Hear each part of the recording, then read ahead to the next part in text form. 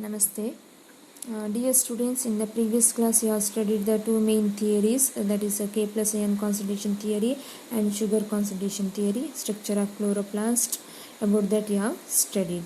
In today's class, important concept you are studying, that is the two phases of photosynthesis, that is a light dependent and light independent phases, and its end products also, as well as you are studying the what are the adaptations in the leaf for photosynthesis process you are studying, as well as you are studying the what are the factors affecting the photosynthesis, internal factors as well as the external factors also you are going to study today's class.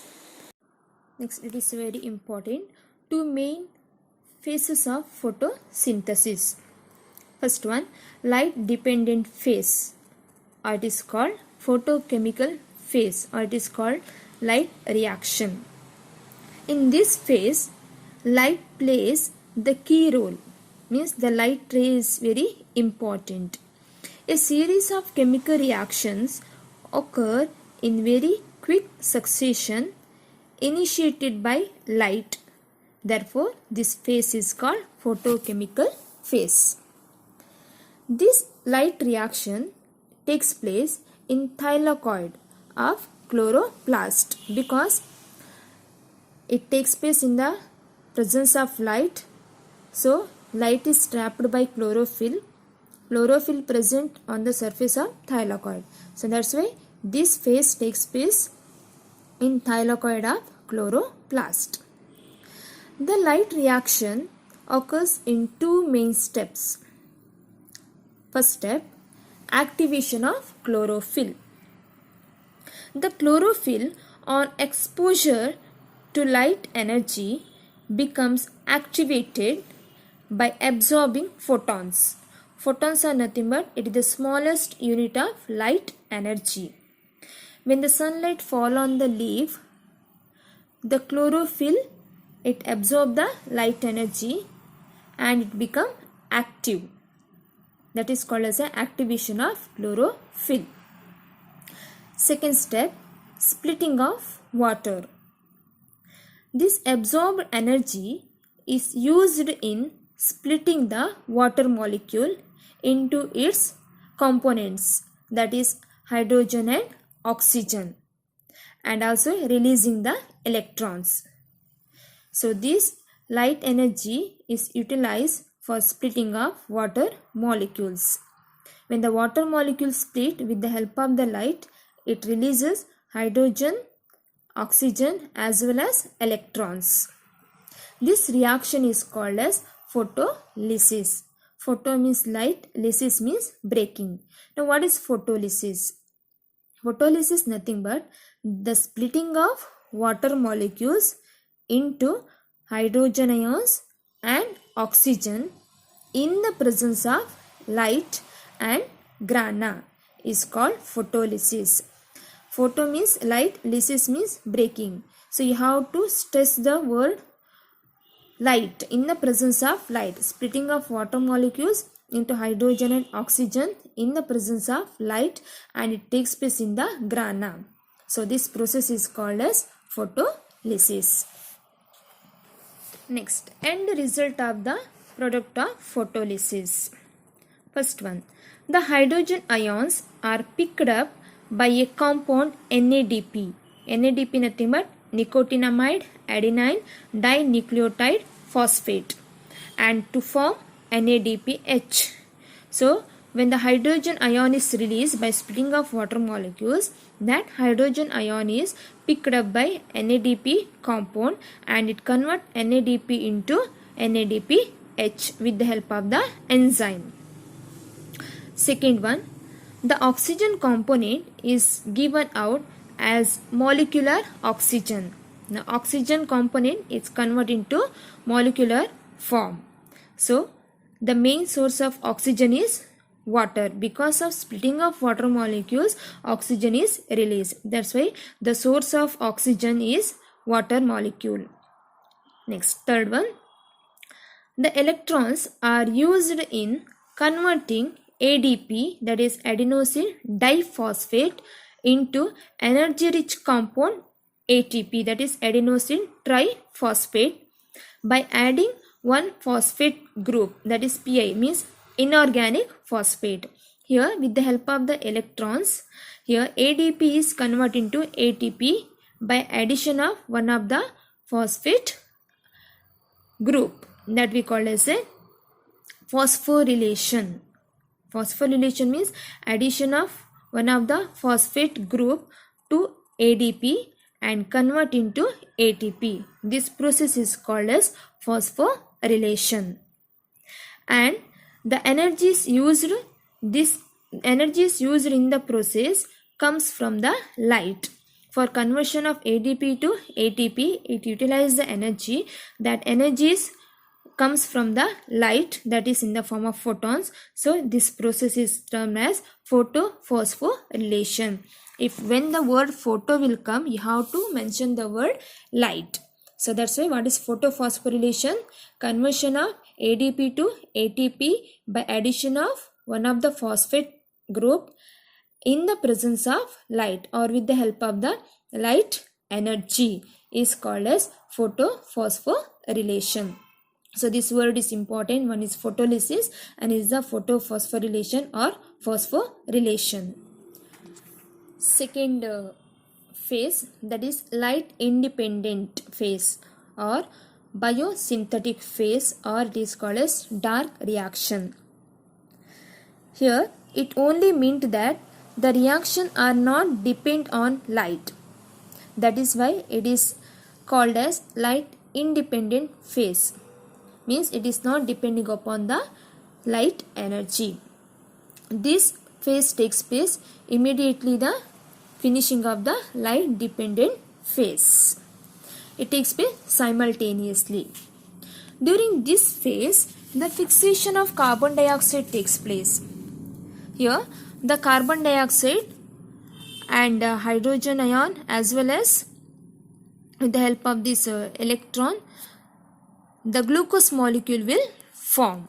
So that we call as a light independent phase or dark reaction. Here fixation of carbon dioxide takes place with the help of the enzyme and glucose molecule will form.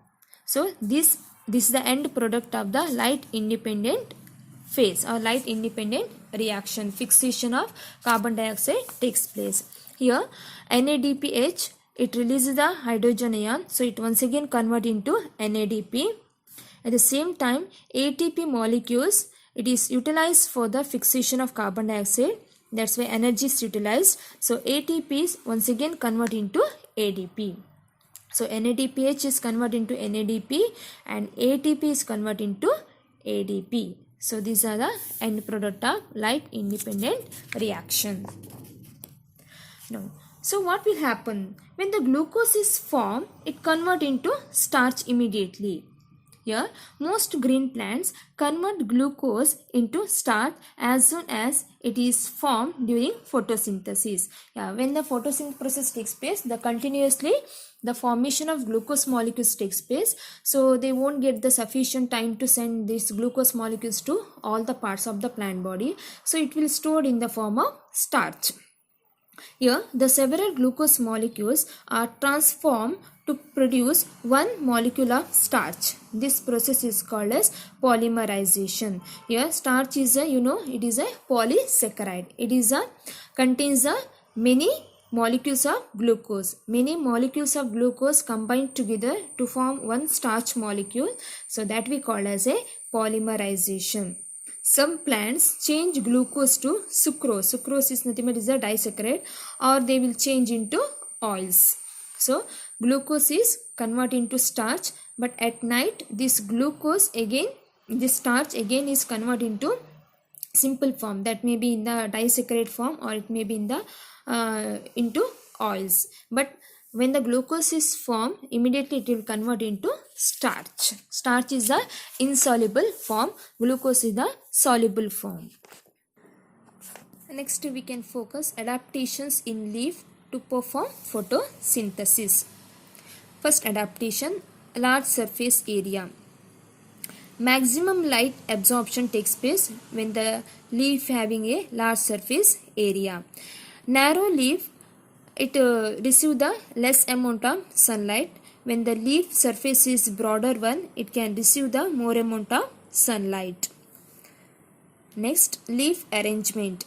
Leaf arrangement at the right angle to the light source to obtain maximum light. Yes, the leaf is right angle to the light source, then it can trap the maximum amount of sunlight. Next, cuticle and upper epidermis. Cuticle and upper epidermis are transparent and waterproof to allow light to enter freely.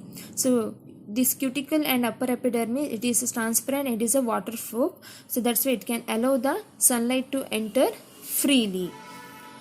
Next, numerous stomata. Numerous stomata allows rapid exchange of gases. Yes, more number of stomata, it helpful for the rapid exchange of the gas, that is carbon dioxide as well as the oxygen. Next, the thickness of leaves. The thinness of leaves reduces the distance between the cells, facilitating rapid transport. Yes, if the leaves are very thin, the distance between the cells will become less, and the rapid transportation of the raw materials takes place very easily. If the leaves are thick, the gap between the cells become more, and the transportation of raw materials becomes very slow. Next, the chloroplast. The chloroplasts are concentrated in the upper layers of the leaf to obtain light energy quickly. Yes, when the chloroplast is present on the upper surface of the leaf, so it can trap the more amount of sunlight very easily, because the chloroplast contains a chlorophyll pigment. So this chlorophyll helps to trap the sunlight. So that's why when the more chloroplast is present, it contains a more chlorophyll, so it can easily trap the sunlight. Next, extensive vein system for rapid transport to and from the mesophyll cells. Yes, the extensive vein system, it helps the transportation of especially water molecules to and from the mesophyll cells. This vein system acts as a path, or how we can say the road. So like that, in the leaf it acts as a path to transfer the raw materials. Next, factors affecting photosynthesis. We can see both external factors as well as internal factors. First, we can focus external factors. In that first one, light intensity and carbon dioxide concentration. The rate of photosynthesis will increase with the light intensity, but it is some extent. Photosynthesis increases with the light intensity up to a certain limit only, and then it gets stabilized. In the diagram we can see the at the point S1, that is 0.02% of carbon dioxide. So when the light intensity increases, the rate of photosynthesis also increases, but in the some condition it will stabilize. The carbon dioxide concentration is increased, the photosynthesis also increased further and again gets stabilized. In the diagram we can see that at a point S2, that is a 0.05% of carbon dioxide. So here when the carbon dioxide increases, the rate of photosynthesis also increases, but it will stabilize when it reaches 0.05%. After that it will stabilize. Next factor, temperature. With the rise in temperature, the rate of photosynthesis rises. This rise occurs up to the optimum temperature of 35 degrees Celsius, after which the rate falls and stops above 40 degrees Celsius. At this uppermost limit, the enzymes are destroyed. If the temperature increases above 40 degrees Celsius, what are the enzymes are present in the plant body? It will destroy. So that's why high temperature also causes the effect on photosynthesis. Next, water content. The scarcity of water due to reduced absorption from the soil or due to an excessive loss through transpiration reduces the rate of photosynthesis by decreasing diffusive capacity due to the closure of stomata. Here, so when the water content is decreased in the plant body, you know about the stomata. So when the guard cell it absorb the or when the guard cell when it receive the water from the adjacent cell, it undergo the turgid condition, then it create a pore that is called as a stoma. Through that pore, exchange of the gas takes place. If suppose there is a scarcity of water in the adjacent cell, guard cell will not get the sufficient amount of water. In that condition, the guard cells remains in the flaccid condition. When the guard cells remains in the flaccid condition, we can't see the pore. Minute pore we can see, in that only 1% of exchange of the gas takes place, but that gas is not sufficient for the photosynthesis. So we can say closure of stomata or closure of stoma takes place. When the stoma will close, there is no exchange of the gases. So it affects the rate of photosynthesis. Next, internal factors. In that first one, chlorophyll. Nutritional deficiencies of minerals cause loss of chlorophyll and hence the drop in trapping solar energy. You know, for the formation of chlorophyll, some of the compounds are very important, that is hydrogen, nitrogen, oxygen as well as the magnesium. If any one of the element is less in the plant body, in that condition the formation of chlorophyll decreases. When there is no sufficient amount of chlorophyll in the plant body, it cannot trap the sufficient amount of sunlight for photosynthesis. So in that condition the rate of photosynthesis decrease. Second point, protoplasm. Dehydration of protoplasm for some reason reduces the rate of photosynthesis. Similarly, the accumulation of carbohydrates, that is sugar and starch, also reduces the rate of photosynthesis. The dehydration of protoplasm for some reason, dehydration means less amount of water in the protoplasm, so it also reduces the rate of photosynthesis because the water is one of the raw materials for the photosynthesis process.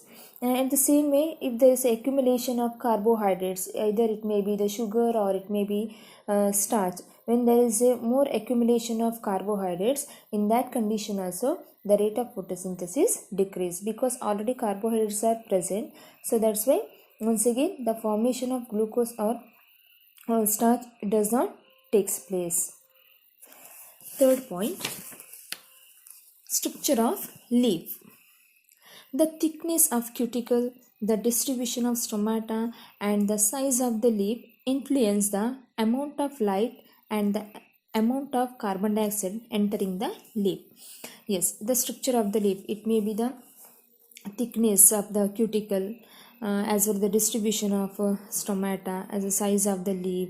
I already explained adaptation for the photosynthesis, so that concept also very important in this structure of leaf. So this the structure of the leaf is also very important for the photosynthesis process. So in today's class we have studied the two main phases, that is the light dependent phase and light independent phase and its end product, as well as the photolysis, photophosphorylations. These things are very important, and some of the adaptations in plant, that is a large surface area, leaf arrangement, cuticle and upper epidermis, numerous stomata, the chloroplast. So some of the adaptations we have studied. And the same way you have studied the factors affecting the photosynthesis, that is internal factors as well as external factors, that is light intensity, carbon dioxide concentration, temperature, water content, as well as chlorophyll, protoplasm. So these things you have studied. and at the end I have given the some of the questions for you assignment how to solve the questions.